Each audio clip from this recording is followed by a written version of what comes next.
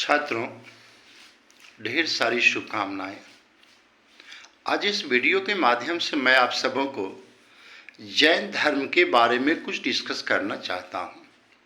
आप जानते हैं, कोई भी प्रतियोगिता परीक्षा, चाहे वो बड़ा हो या छोटा हो, इतिहास से ज़्यादा प्रश्न पूछे जाते हैं और खासकर प्राचीन इतिहास से जैन धर्म और बौद्ध धर्म से ज़्यादा प्रश्न आते हैं।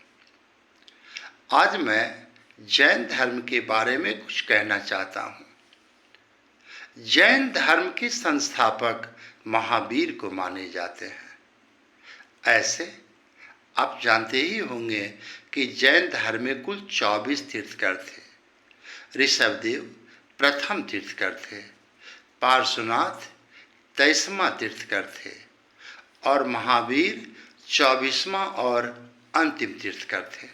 अब यहाँ प्रश्न ये आता है कि अगर महावीर 24वां तीर्थकर थे तो फिर इनको संस्थापक क्यों माना जाता है। इस संदर्भ में मैं आप सबों को यही बताना चाहता हूँ चूँकि महावीर ने जैन धर्म में अपने तरफ से ब्रह्मचर्य शब्द जोड़ा था। इसी ब्रह्मचर्य शब्द जोड़ने के कारण इन्हें जैन धर्म का संस्थापक माने जाने लगा है। अब मैं महावीर की जीवनी के बारे में थोड़ा वर्णन करना चाहता हूँ।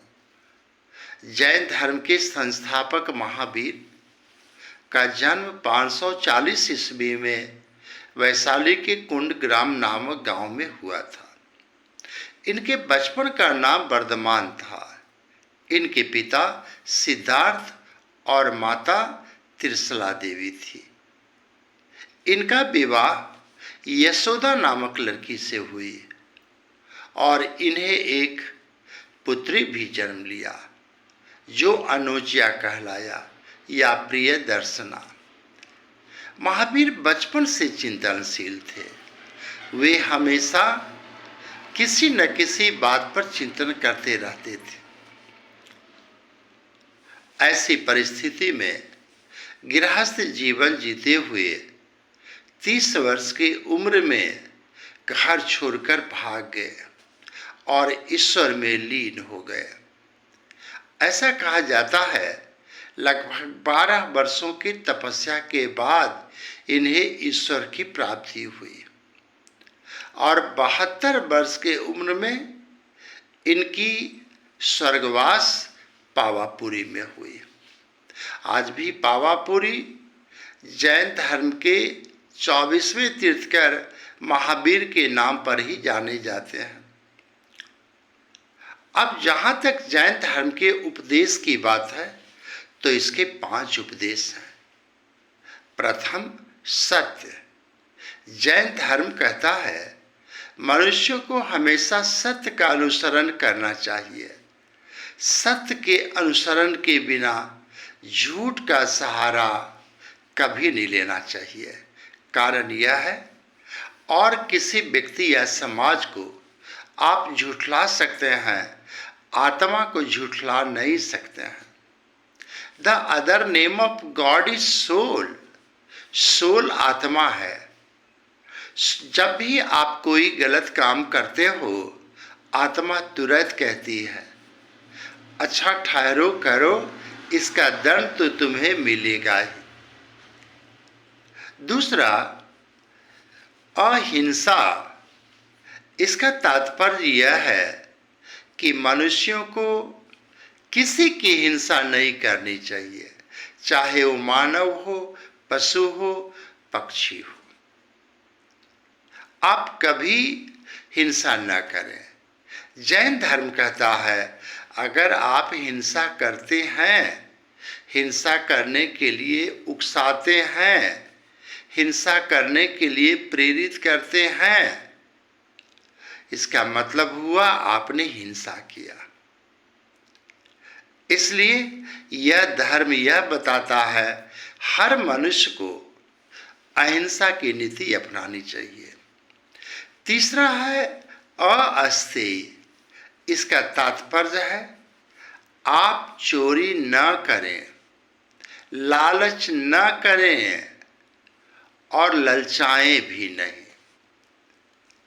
आप चोरी न करें, लालच न करें, लेकिन ललचाइए भी नहीं। कारण आपके ललचाने से दूसरे की आत्मा को ठेस पहुंचता है। आप देखिए, आप मिठाई खा रहे हैं, कोई बच्चा देख के आपको लग रहा है उसे, काश मुझे भी मिठाई मिलता, तो आपने उसकी आत्मा को कष्ट दिया नहीं। इसलिए मेरा तीसरा जो सिद्धांत है जैन धर्म का, उसके अनुसार यही कहना है कि आप चोरी न करें, लालच न करें और किसी व्यक्ति को ललचाने का प्रयास न करें। और चौथा उपदेश है अपरिग्रह। इसका तात्पर्य यह है कि अपरिग्रह के अंतर्गत यह आता है, संपत्ति अर्जित करना तो जरूरी है, क्योंकि बगैर संपत्ति आप कुछ भी नहीं कर सकते हैं, लेकिन ईमानदारी पूर्वक, क्योंकि गलत तरीके से कमाया गया संपत्ति नहीं रह जाता है। साईं इतना दीजिए जामै कुटुंब समाए, मैं भी भूखा ना रहूं साधु न भूखा जाए। तो इस नीति से अगर आप धन कमाते हैं तो अच्छी बात है। और पांचवा है ब्रह्मचर्य। ये शब्द महावीर ने दिया था। इसका तात्पर्य है ज्ञान इंद्रिय को बस में रखना, अर्थात आँख, कान, नाक, जीभ, त्वचा, ये नियंत्रण का चीज है। तो इस तरह से आपने देखा कि महावीर ने अपने तरफ से कहा, चारों गुण किसी व्यक्ति में है लेकिन उसका चरित्र खराब है तो सब बेकार है।